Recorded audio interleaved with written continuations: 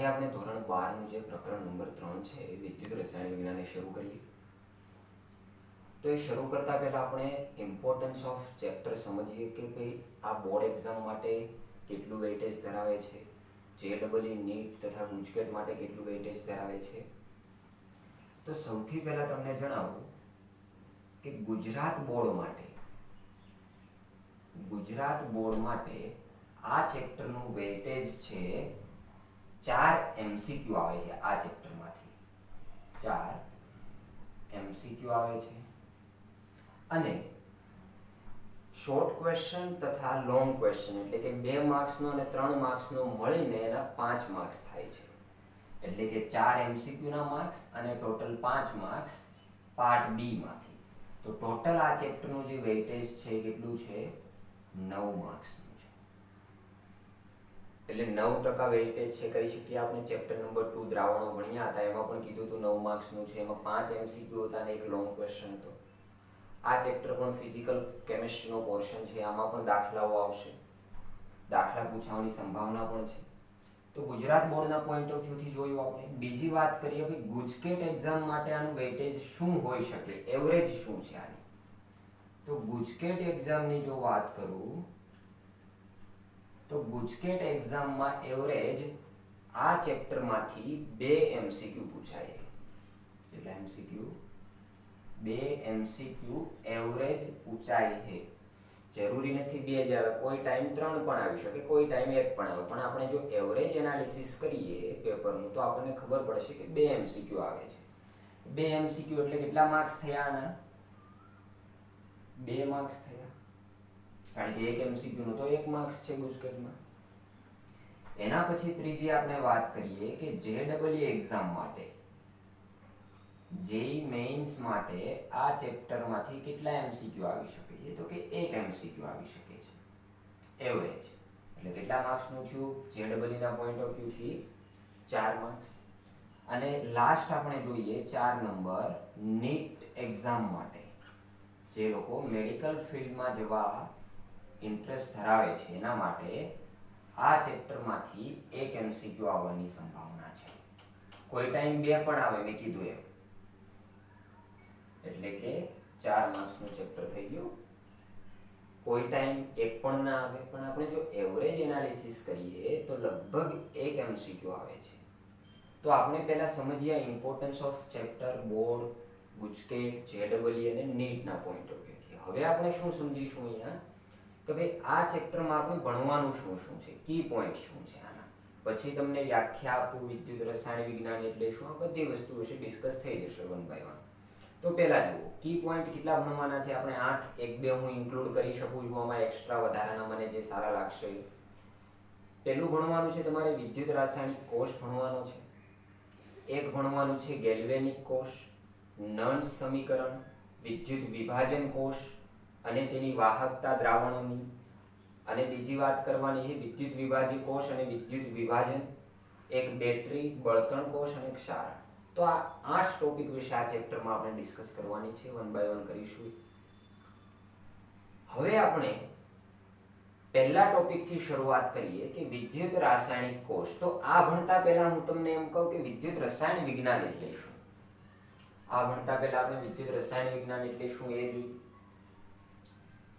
તો વિદ્યુત રસાયણ વિજ્ઞાનની વ્યાખ્યા આપણે કંઈક એવી આપી શકીએ છીએ કે રાસાયણિક પ્રક્રિયા દરમિયાન મુક્ત થતી ઉર્જા દ્વારા વિદ્યુતીય ઉર્જા ઉત્પન્ન કરવાનું અને એ વિદ્યુતીય ઉર્જા દ્વારા અસ્વયંસ્ફુરિત રાસાયણિક પ્રક્રિયાને પાર પાડવાનો અભ્યાસ, એને જ આપણે વિદ્યુત રસાયણ વિજ્ઞાન કહીએ છીએ. પણ જો આપણે એને શોર્ટમાં લખવી છે, આની PDF તો હું તમને મોકલીશ, પણ આને આપણે શોર્ટમાં લખવી છે વિદ્યુત રસાયણ વિજ્ઞાન એટલે શું, તો તમે શું લખશો? તો કે રાસાયણિક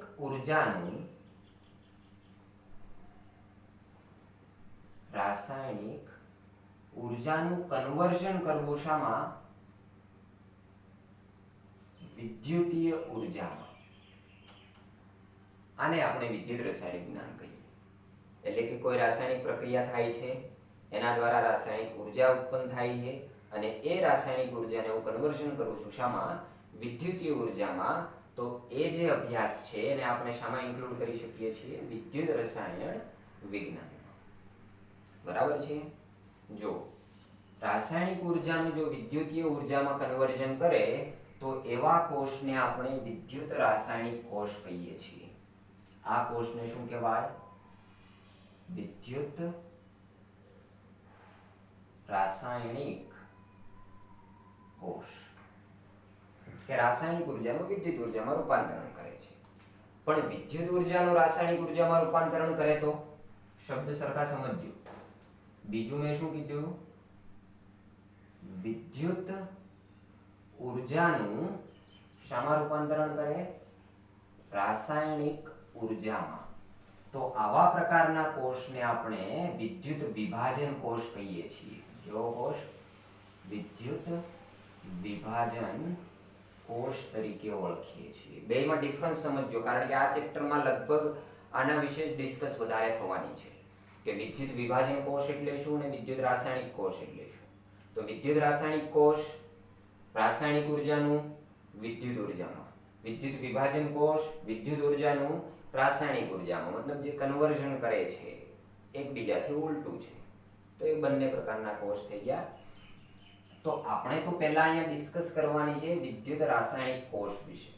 આની ડિસ્કશન આવશે ટોપિક નંબર 5 માં, વિદ્યુત વિભાજ્ય કોષ અને વિદ્યુત વિભાજન. તો આ ટોપિક નંબર 5 થઈ ગયો. તો આપણે તો ડિસ્કસ કરવાની છે વિદ્યુત રાસાયણિક કોષ વિશે. તો વિદ્યુત રાસાયણિક કોષની આપણે જો ડિસ્કશન કરીએ અહીંયા, તો એ 1 by 1 જોઈએ. હવે આ રફ કરી દઉં છું, કી પોઈન્ટ જરૂરી નથી, તમે સ્ક્રીનશોટ લઈ લેજો જો તમારે લખવાના હોય તો, કારણ કે હું એની પીડીએફ તો મોકલી આપવાનો છું એટલે લેવાની જરૂર છે નહીં. તો હવે આપણો જે પહેલો પોઈન્ટ છે વિદ્યુત રાસાયણિક કોષ. આપણો જે પહેલો પોઈન્ટ છે એ છે વિદ્યુત રાસાયણિક કોષ. વિદ્યુત રાસાયણિક કોષ. હવે જે વિદ્યુત રાસાયણિક કોષ છે આનું કામ શું એ તો મેં તમને જણાવી દીધું પહેલા, કે રાસાયણિક ઉર્જાનું વિદ્યુત ઉર્જામાં રૂપાંતરણ કરે એવા પ્રકારના કોષને વિદ્યુત રાસાયણિક કોષ કહેવાય. આને ઘણા બધા અલગ અલગ નામ મળ્યા છે. બરાબર છે? આને એક તો ગેલ્વેનિક કોષ તરીકે ઓળખવામાં આવે છે. ગેલ્વેનિક કોષ તરીકે ઓળખવામાં આવે છે. બીજું આને વોલ્ટેઇક કોષ તરીકે ઓળખવામાં આવે છે. અને એક ત્રીજું આને ડેનિયલ કોષ તરીકે ઓળખવામાં આવે છે. જે પણ કયો બધાનો મતલબ એક છે. ગેલ્વેનિક, વોલ્ટેઇક, ડેનિયલ, તમારે જે પણ કહેવું છે એ બધાનો મતલબ શું? કે રાસાયણિક ઉર્જાનું વિદ્યુત ઉર્જામાં રૂપાંતરણ કરશે. બરાબર છે? ચાલો હવે આપણે શું કરીએ અહીંયા કે ભાઈ આ કોષમાં સેટઅપ શું છે, આકૃતિ શું છે એ સમજીએ. તો એ કોષની આકૃતિ સમજીએ. કે કોષની હું તમને જણાવું કે આકૃતિ, પહેલો પોઈન્ટ આપણે એની આકૃતિ લઈએ કે એમાં શું શું વસ્તુ વપરાય છે આ કોષ બનાવવા માટે. ધોરણ 11 ના ચેપ્ટર નંબર 8 ના છેલ્લા ટોપિકમાં રેડોક્સ પ્રક્રિયામાં તમે ભણી ગયા, આ કોષ આવી ગયો હતો. તો એમાં આપણે મુખ્ય 2 બીકર લેવાના રહે છે. ડાયાગ્રામ થોડો અહીંયા નાનો બનાવીશ એટલે બહુ જગ્યા ના રાખે. એક ડાયાગ્રામમાં મારે તમને 2 થી 3 વસ્તુ સમજાવી છે એટલે વ્યવસ્થિત દોરીશ. અહીંયા આપણે આ સપોઝ મારી પાસે એક બીકર છે,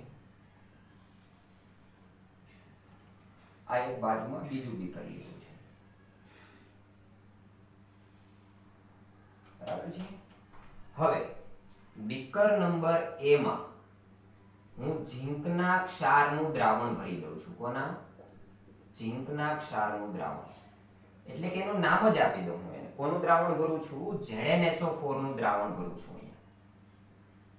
ZnSO4 એટલે ઝીંકનો ક્ષાર જ થઈ ગયો. અને નીચે લખું છું એક્વયસ. અને કેટલું છે આ? 1 મોલર છે. 1 મોલારિટી સાંદ્રતા ધરાવતું દ્રાવણ છે. અને બીજા બીકરમાં દ્રાવણ ભરું છું કોપર સલ્ફેટનું, CuSO4 નું.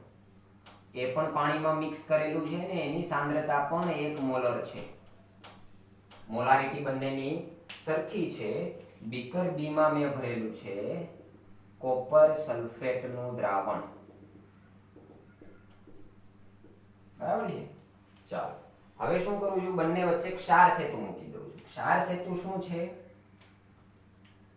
તો કે એક કાચની ટ્યુબ હોય છે, આવી યુ શેપમાં આવી એક કાચની ટ્યુબ છે. એ ટ્યુબ અહીંયા મૂકી દઉં છું અને એ કાચના ટ્યુબના બંને છેડાને રૂના કુમડા વડે બંધ કરી દઉં છું. રૂ વડે કોઈ વસ્તુ વડે બંધ કરી દેવાનું અને એમાં તમારે દ્રાવણ ભરવાનું રહે છે વિદ્યુત વિભાજ્યનું. કોનું દ્રાવણ ભરવાનું હોય છે? વિદ્યુત વિભાજ્ય. હવે પ્રશ્ન થાય કે સર વિદ્યુત વિભાજ્ય એટલે શું? તો કે જે આયનીય પદાર્થને પાણીમાં નાખીએ ધન આયન અને ઋણ આયન છૂટા પાડે આને આપણે સિમ્પલમાં વિદ્યુત વિભાજ્ય કહીએ છીએ. તો આ જે છે આનું નામ છે ક્ષાર સેતુ. ક્ષાર સેતુ એની અંદર જે દ્રાવણ ભરવાનું આવે છે કોનું ભરવાનું આવે છે? વિદ્યુત વિભાજ્યનું દ્રાવણ ભરવામાં આવે છે. જેમ કે ઉદાહરણ આપું એનું NaNO3, KNO3, NH4NO3 કોઈ પણ ભરી શકો છો. એક ધન આયન એક ઋણ આયન છૂટો પડશે, પાણીમાં મિક્સ કરીને ભરી દેવાનું. હવે શું કરવાનું છે આપણે તો કે ઝીંકના દ્રાવણમાં ઝીંકનો સળિયો ડુબાડવાનો છે. ZnSO4 ના દ્રાવણમાં ઝીંક ધાતુનો સળિયો ડુબાડવાનો અને CuSO4 ના દ્રાવણમાં કોપર ધાતુનો સળિયો ડુબાડવાનો છે. બરાબર છે. અને બંનેને વોલ્ટમીટર મારફતે અહીંયા શું કરી દો, તમે જોડી દો. એમીટર વોલ્ટમીટર જે પણ વિદ્યુત પ્રવાહની દિશા માપવી છે, વોલ્ટેજ માપવા છે, એ પ્રમાણે તમે અહીંયા મૂકી શકો છો. તો બાહ્ય પરિપથ મેં પૂર્ણ કરી દીધો એનો. હા, પરિપથ પૂર્ણ થઈ ગયો છે. હવે આ જે ધાતુનો સળિયો છે કોનો છે તો કે ઝીંકનો છે. આ જે ધાતુનો સળિયો છે કોનો છે? કોપરનો છે. હવે આપણે જાણીએ છીએ એમ સક્રિયતા સિરીઝ પ્રમાણે ઝીંક કેવો છે? વધુ સક્રિય છે કોપર કરતા. ઝીંકનું જે છે એ ઓક્સિડેશન થાય અને કોપરનું શું થાય? રિડક્શન. એ ખબર કેમ પડે? અહીંયા ઓબ્ઝર્વ કરતા. બરાબર છે. રિડક્શનની વ્યાખ્યા શું આપી હતી? રાસાયણિક પ્રક્રિયા દરમિયાન ઇલેક્ટ્રોન મુક્ત થાય તો ઓક્સિડેશન અને જો સ્વીકારે તો રિડક્શન. આવું શીખ્યા હતા આપણે. તો અહીંયા થાય છે શું? રાસાયણિક પ્રક્રિયા. જો એ સાઈડમાં લખીને તમને આપું છું. બરાબર છે. આ આપણે આકૃતિ તો ભણી ગયા.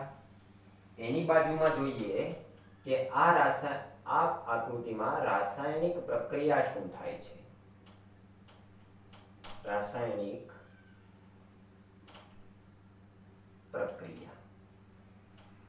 તો રાસાયણિક પ્રક્રિયા બે થાય છે. એક એનોડ બને અને એક કેથોડ બનશે. બરાબર છે. કારણ કે આમાંથી આપણને વોલ્ટેજ મળે છે. આ કોષ છે, આ કોષ દ્વારા તો વોલ્ટેજ મળે છે. તો આ જે ઝીંક છે અહીંયા શું બને છે? એનોડ બને છે અને આ કેથોડ બને છે. એનોડની સાઇન હોય છે નેગેટિવ અને કેથોડની સાઇન હોય છે પોઝિટિવ. ઘણા એમ કહે છે સર ઉલટું નથી આ વસ્તુ. જ્યારે તમે બેટરી જોડો ને તો એનોડને પોઝિટિવ લખવાનો અને કેથોડને નેગેટિવ લખવાનો. પણ તમે બેટરી નથી જોડી, અહીંયા પાવર આપતા નથી, તમને અંદરથી પાવર મળે છે. તેથી અહીંયા એનોડની સાઇન નેગેટિવ હશે, કેથોડની સાઇન પોઝિટિવ હશે. શું કામ આવું એ પણ હમણાં સમજાવીશ. બરાબર છે. ચાલો, તો એનોડ ઉપર શું પ્રક્રિયા થાય છે એ જોઈએ. તો આપણને ખબર છે કે એનોડ ઉપર હંમેશા ઓક્સિડેશન પ્રક્રિયા થાય અને કેથોડ ઉપર હંમેશા કઈ પ્રક્રિયા થાય? રિડક્શન. આ ધ્યાનમાં રાખજો. ચાલો, હવે એનોડ ઉપર ઓક્સિડેશન અર્ધ પ્રક્રિયા લખું તો હું શું લખી શકું છું અહીંયા કે એનોડનું ઓક્સિડેશન થાય એટલે Zn સોલિડ સ્વરૂપે હતો. ઝીંક કયા સ્વરૂપે હતો? સોલિડ. એ બે ઇલેક્ટ્રોન લૂઝ કરશે તો શું બની જશે? Zn+2 એક્વાયસ પ્લસ કેટલા ઇલેક્ટ્રોન લૂઝ કર્યા એને? 2. એટલે ઝીંકના જે પરમાણુઓ છે એ ક્યાં આવવા લાગશે? દ્રાવણમાં. ઝીંકના પરમાણુ એટલે ઝીંકની પટ્ટીનું વજન ઘટશે. ચાલો, આ એનોડની રિએક્શન થઈ. આવી જ હું રિએક્શન વાત કરું કેથોડ માટે. કોના માટે વાત કરવી છે? કેથોડ માટે. તો કેથોડમાં આવું થશે. હવે અહીંયાથી આ જે બે ઇલેક્ટ્રોન લૂઝ થયા એ બંને ઇલેક્ટ્રોન આ સળિયા ઉપર હશે, સળિયા મારફતે અહીંયા જવાના, એટલે કે ઝિંક થી કોપર તરફ કોનો પ્રવાહ હશે? ઇલેક્ટ્રોનનો પ્રવાહ હશે. અને ઇલેક્ટ્રોનના લીધેથી આપણે આને સાઇન માઈનસ આપી છે અને સામેવાળાને શું આપી દીધી? પ્લસ આપી દીધી. હવે કેથોડ ઉપર જોવો કે દ્રાવણમાં કોપર કયા સ્વરૂપે છે? તો કોપર +2 સ્વરૂપે હશે ને એક્વયસ. આ બે ઇલેક્ટ્રોન અહીંયાથી આવ્યા તો આ બે ઇલેક્ટ્રોન સાથે કોપર જોડાય ને કોપર અહીંયા જવા લાગશે, એટલે કોપર અહીંયા જમા થવા લાગશે. આ પટ્ટીનું વજન શું થવા લાગશે? વધવા લાગશે. એટલે કેથોડની રિએક્શન શું લખી શકું કે કોપર +2 જે એક્વયસ છે એ બે ઇલેક્ટ્રોન મેળવીને શું બનાવે છે? Cu સોલિડ બનાવે છે. થઈ શકે આવું? યસ. હવે બંને રિએક્શન ને ટોટલ કરી દઈએ કે 2 ઇલેક્ટ્રોન તો કેન્સલ આઉટ ઓપોઝિટ સાઈડ. શું વધ્યું અહીંયા? જે ઝિંક છે સોલિડ અવસ્થામાં છે અને કોપર જે છે +2 અવસ્થામાં એક્વયસ સ્ટેટમાં છે. રિએક્શન પછી ઝિંક જતો રહે છે +2 માં એક્વયસમાં અને કોપર આવી જાય છે સોલિડમાં. એટલે કે કોપરનું રિડક્શન થાય છે, સમય સાથેની પટ્ટીનું વજન વધે છે, અને ઝિંકનું ઓક્સિડેશન થાય છે, સમય સાથેની પટ્ટીનું વજન ઘટે છે. ઓક્સિડેશન વાળાનું ઘટશે, રિડક્શન વાળાનું વધશે. તો આ રાસાયણિક પ્રક્રિયા થઈ ગઈ. એના પછી વાત કરું કે વિદ્યુત પોટેન્શિયલ કેટલો છે આનો? વિદ્યુત પોટેન્શિયલ. હવે વિદ્યુત પોટેન્શિયલ એટલે શું? એવો પ્રશ્ન થાય આપણને. તો કે વિદ્યુત પોટેન્શિયલ એટલે કે આમાંથી આપણને આઉટપુટ વોલ્ટેજ કેટલો મળે છે. આ એક કોષ જ છે ને, તો કે આમાંથી આઉટપુટ વોલ્ટેજ આપણને કેટલો મળે છે? તો કે આ રાસાયણિક પ્રક્રિયામાં જો ZnSO4 અને કોપર સલ્ફેટની સાંદ્રતા 1 મોલર અને 1 મોલર હોય તો આનો વિદ્યુતીય પોટેન્શિયલ 1.1 વોલ્ટ આપણને જોવા મળે છે. કેટલો મળે છે? 1.1 વોલ્ટ. એટલે કે આપણને 1.1 વોલ્ટ જેટલી વિદ્યુતીય ઉર્જા વાપરવા મળે છે. આનો મતલબ આવો થાય છે. તો એનો પોટેન્શિયલની વાત થઈ ગઈ આપણે. આ વિદ્યુત રાસાયણિક કોષ હતો. હવે હું શું કરું? આ વિદ્યુત રાસાયણિક કોષને કોઈ બાહ્ય બેટરી સાથે જોડી દઉં. આ વિદ્યુત રાસાયણિક કોષને શું કરું છું? બાહ્ય બેટરી સાથે જોડી દો તો ત્રણ પરિસ્થિતિ ઉત્પન્ન થાય છે. જો કેવી રીતના એ 1 by 1 સમજીએ. અહીંયા ઇલેક્ટ્રોનનો પ્રવાહ ક્યાંથી ક્યાં હતો? ઝિંક થી કોપર તરફ. તો વિદ્યુત પ્રવાહ ક્યાંથી ક્યાં હશે? કોપર થી ઝિંક તરફ આવો હશે. યસ. હવે જો હું આમાં શું કરું છું? થોડો અમથો ફેરફાર કરું છું. બરાબર છે કે આ મારી પાસે વોલ્ટમીટર, એમીટર જે પણ તમારે મૂકવું છે મૂકી શકો છો તમે. હવે અહીં વિદ્યુત પ્રવાહ છે કોપર થી ઝિંક તરફ, તો ઇલેક્ટ્રોનનો પ્રવાહ થશે ઝિંક થી કોપર તરફ છે. હવે આને હું બાહ્ય પરિપથ સાથે જોડી દઉં છું. જો આવી રીતે આને આપણે બાહ્ય પરિપથ સાથે જોડી દઈએ, એટલે કે બાહ્ય બેટરી સાથે આને જોડી દઉં છું. બરાબર છે. ઉપરથી જે બેટરી છે એમાંથી જે વોલ્ટેજ મળે છે ત્રણ પરિસ્થિતિ પ્રમાણે બદલતો જાવ. એક તમને કહું પરિસ્થિતિ 1. પરિસ્થિતિ 1. આમાં જે બાહ્ય વોલ્ટેજ, અહીંયા બેટરી છે ને આ, એટલે કે બાહ્ય વિદ્યુતીય પ્રવાહ E એક્સટર્નલ જો લેસ ધેન 1.1 વોલ્ટ હોય, એટલે કે આ કોષ પોતે અંદરથી એનર્જી આપે છે અને તમે બહારથી બેટરી વડે એનર્જી આપો એટલે બંને પાવર ક્રોસ થવાના. યસ, ક્રોસ થશે. અંદરથી કેટલો ઉત્પન્ન કરે છે? 1.1 વોલ્ટ જેટલો. બહારથી તમે કેટલો આપો છો? તો કે લેસ ધેન 1.1 વોલ્ટ, એટલે 1.1 વોલ્ટ કરતા ઓછો આપો છો. તો શું અહીંયા રાસાયણિક પ્રક્રિયા ચાલુ રહેશે? તો કે હા, આ પરિસ્થિતિમાં રાસાયણિક પ્રક્રિયા ચાલુ રહેશે. જેવી થાય છે એવી ને એવી રાસાયણિક પ્રક્રિયા ચાલુ રહેશે. શું કામ? કારણ કે બહારથી તમે લેસ ધેન 1.1 એટલે કે 0 થી 1.1 ની વચ્ચે સપોઝ 0.5 આપો છો, પણ અંદરથી તો 1.1 નીકળે છે ને, તો 1.1 માંથી 0.5 કાઢી નાખો તો 0.6 તો વધશે ને. તો તો કે આઉટપુટ વોલ્ટેજ તમને મળતા રહેશે, પ્રક્રિયા ચાલુ રહેશે, એટલે કે ઇલેક્ટ્રોનનો પ્રવાહ ઝીંકથી કોપર તરફ અને વિદ્યુત પ્રવાહ કોપરથી ઝીંક તરફ, ઝીંકનું ઓક્સિડેશન થશે અને કોપરનું રિડક્શન થશે. આ પ્રક્રિયા ચાલુ જ રહેશે, આમાં કોઈ પણ પ્રકારનો ફેરફાર થશે નહીં. જો હું બાહ્ય વિદ્યુતીય પરિપથ E એક્સટર્નલ બેટરી દ્વારા 1.1 વોલ્ટ આપું તો આ પરિસ્થિતિ 1 બને. બરાબર છે. પરિસ્થિતિ 2 શું બને? પરિસ્થિતિ 2 તો સમજો સરખી કે પરિસ્થિતિ 1 માં મેં બાહ્ય કેટલો આપ્યો તો E external less than 1.1 volt. બરાબર, એટલે એ બાજુ લખી દઉં છું. E external less than 1.1 volt આપ્યો તો. હવે હું 1.1 વોલ્ટ આપું છું. E external is equal to 1.1 volt. અંદરથી જે વોલ્ટેજ મળે છે 1.1 છે, બહારથી આપો છો એ પણ 1.1 છે, બંને સરખા છે. તો શું થશે આવી પરિસ્થિતિમાં? તો કે ભાઈ આવી પરિસ્થિતિમાં તો તમારા જે વોલ્ટેજ છે એ કોષ કાર્ય કરવાનું બંધ કરી દેશે. કોષ કાર્ય કરવાનું બંધ કરી દેશે. એટલે કે અહીંયા કોઈ પણ પ્રકારની પ્રક્રિયા નહીં થાય, કોઈનું ઓક્સિડેશન નહીં થાય, કોઈનું રિડક્શન નહીં થાય, ઇલેક્ટ્રોનનો પ્રવાહ નહીં વહે અને વિદ્યુત પ્રવાહ નહીં વહે.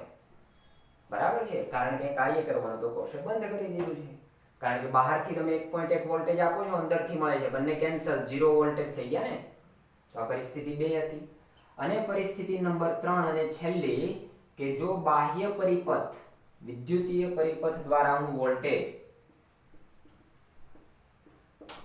એને આપું છું 1.1 વોલ્ટ કરતા વધારે, E external greater than 1.1 volt, એટલે કે જેટલા અંદરથી મળે છે એના કરતા વધુ આપું છું, તો પ્રક્રિયા ઉલટી થવાની શરૂ થશે. અહીંયા ઝીંક એનોડ તરીકે વર્તતો હતો ને, હવે ઝીંક જે છે ને એ કેથોડ તરીકે વર્તવા લાગશે. જે કોપર હતો એ અહીંયા કેથોડ તરીકે વર્તતો હતો, કોપર કોના તરીકે વર્તશે? એનોડ તરીકે વર્તશે. વિદ્યુત પ્રવાહ જે હતો એ કોપરથી ઝીંક તરફ હતો પહેલા, હવે થઈ જશે ઝીંકથી કોપર તરફ. ઇલેક્ટ્રોનનો પ્રવાહ હતો ઝીંકથી કોપર તરફ, એ થઈ જશે કોપરથી ઝીંક તરફ. ઉલટું થઈ જશે બધી વસ્તુ. જેનું ઓક્સિડેશન થતું હતું એનું રિડક્શન થઈ જશે, જેનું રિડક્શન થતું હતું એનું ઓક્સિડેશન થઈ જશે. તો આ વાત કરીએ આપણે પરિસ્થિતિ 1, 2 અને 3 વિશે. અને પરિસ્થિતિ 3 માં જે વિદ્યુત રાસાયણિક કોષ છે, રાસાયણિક કોષ એ કન્વર્ઝન પામી જાય છે વિદ્યુત વિભાજન કોષમાં. વિદ્યુત વિભાજન કોષમાં, કારણ કે વિદ્યુત વિભાજન કોષ કોને કહેવાય? બાહ્ય પરિપથ દ્વારા એક્સ્ટ્રા વોલ્ટેજ એપ્લાય કરીએ તો જ વિદ્યુત વિભાજન કોષ બને, નહીતર ના બને. અને જો મેં અહીંયા એવું કર્યું એટલે જે વિદ્યુત રાસાયણિક કોષ હતો એ કન્વર્ટ શામાં થઈ ગયો? વિદ્યુત વિભાજન કોષમાં. તો આપણો જે પહેલો ટોપિક હતો આજના ચેપ્ટરનો એ હતો વિદ્યુત રાસાયણિક કોષ, એ અહીંયા પૂરો થાય છે. હવે નેક્સ્ટ જે ટોપિક આવશે એ નેક્સ્ટ લેક્ચરમાં લઈશું.